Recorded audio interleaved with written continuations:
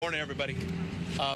Yesterday, we updated you on the status of the repairs. This 24/7 operation, 250 full-load trucks have now moved debris off the site. The debris removal will be complete in the next few days. We've continued to assess the samples. As I noted yesterday, the mayor and others noted the preliminary sample results were very positive. We had, however, some outstanding samples that went to the lab overnight. And very early this morning, we've got an update for you on the core samples. This were the samples particularly taken from the upper deck and the most disconcerting part of this operation. We made the determination that these samples, like the previous samples, also show promise. And that will put us in a position, allows us to make an announcement today that this will not be a demo, that we will not need to demolish and replace the I-10. We will continue the kind of repairs you're seeing being done behind me and continue a shoring plan to shore up this site. Again, 100 columns have been damaged, 9 or 10 severely, but that shoring work will continue 24/7, and it will allow us to reopen for traffic the I-10 in a matter of weeks. The estimate currently is 3 to 5 weeks. We're going to do everything in our power to move that into the more immediate future and not extend this to that 5-week period. Again, 24-hour operation, 7 days a week, rain or shine. But this is good news under the circumstance.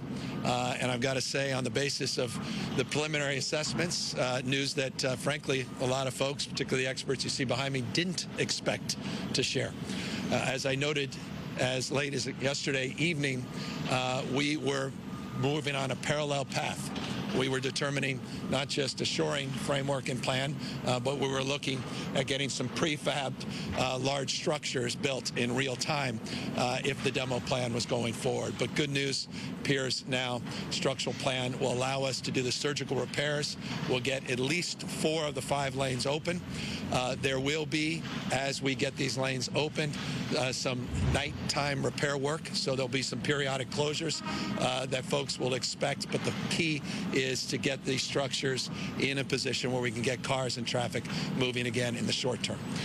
Additional information some of you had asked and requested yesterday as it relates to the ongoing investigation. There's no news, no update as it relates to identifying the individual or individuals responsible for this act, for this intentional act of arson.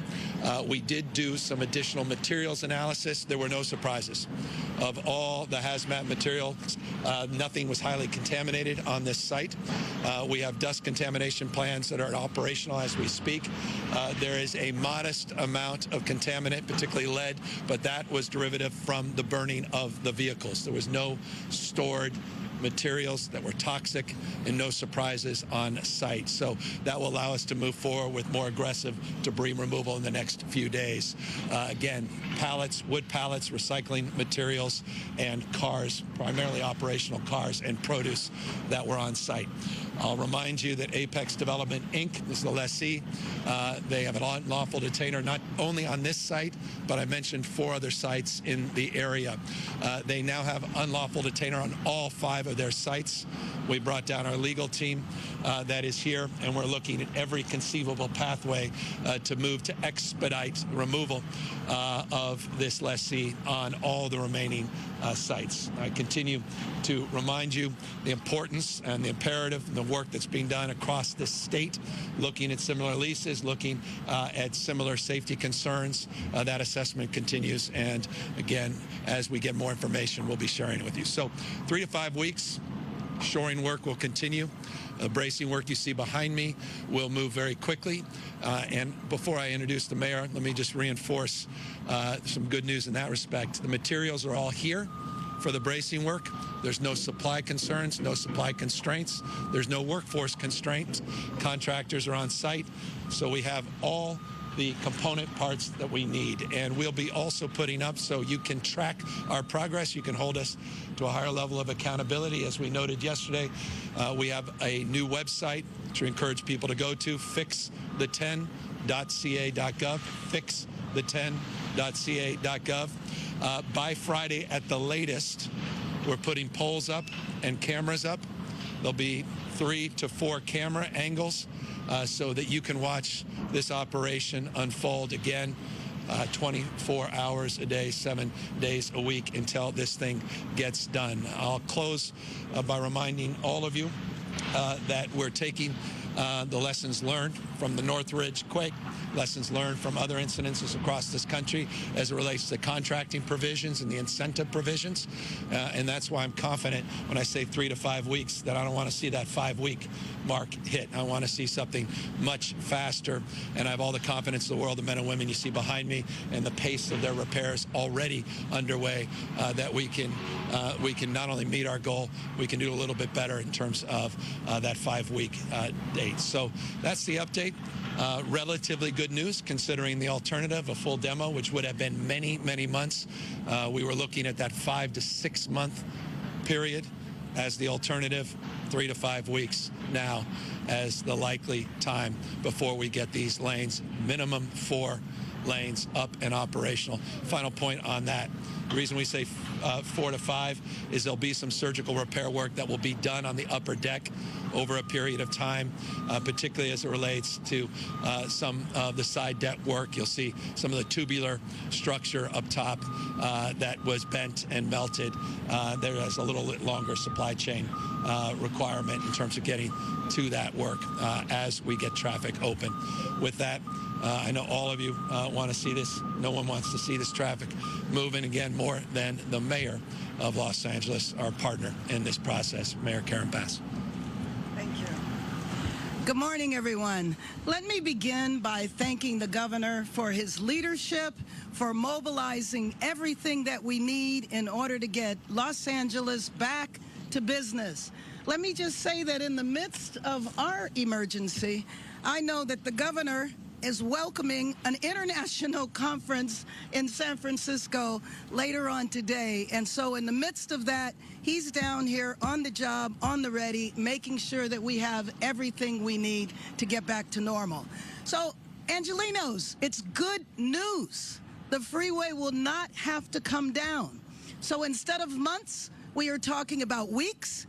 As the governor mentioned, 3 to 5 weeks, but it's still 3 to 5 weeks in Los Angeles for this freeway not to be in operation.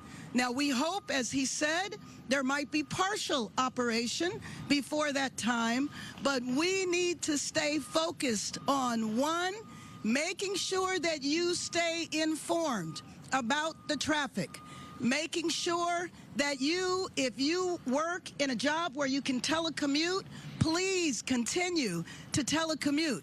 Stay on the freeways, follow your apps that will redirect you around. 300,000 commuters every day through this area.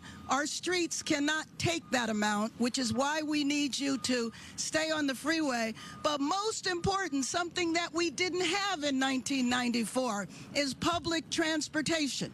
We didn't have the technology that we have today. So there's no reason for this to be the disaster that it could be if people are not informed, do not telecommute, and do not take public transportation.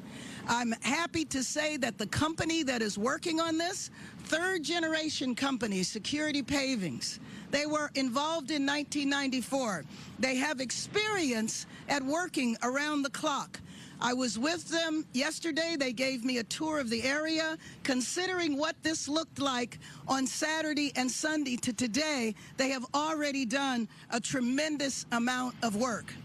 The City Department of Transportation and Metro will continue to find creative ways to mitigate the impact of this on commuters and surrounding businesses. But through all of this, we need Angelenos to help.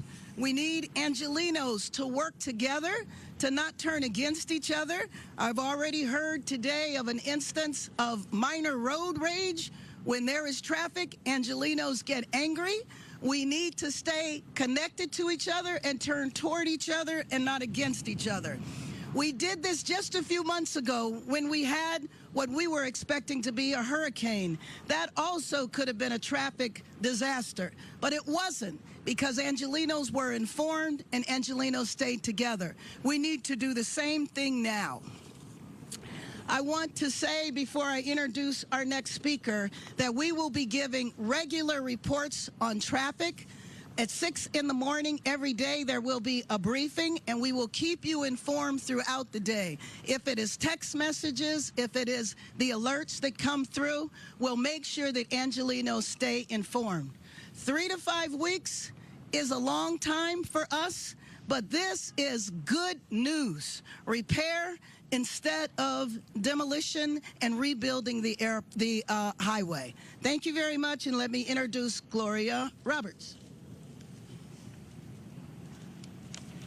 Thank you, Mayor. Good morning. I'm Gloria Roberts, Caltrans District 7 Director.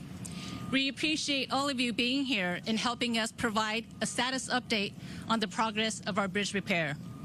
As the governor mentioned, crews have been hard at work around the clock in clearing the debris and shoring the structure.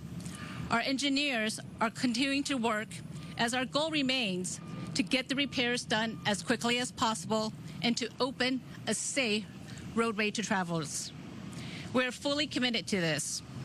And until then, we ask for your continued patience. We have a website, as the governor mentioned, that was activated yesterday, fixthe10.ca.gov. And that's fixthe10.ca.gov, where you can find the latest project updates, detour information, and links to transit options. All right, so you just heard Governor Gavin Newsom, Mayor Karen Bass updating the public on this Highway 10 closure in downtown LA. I think one of the big things that came out of it was knowing that it's not going to be a full demolition. Yeah. And that this is going to take estimated 3 to 5 weeks to repair. So that is some very good news this morning. Yeah, they also have cameras there that they're going to have, so they're going to wanting to be very transparent about their progress.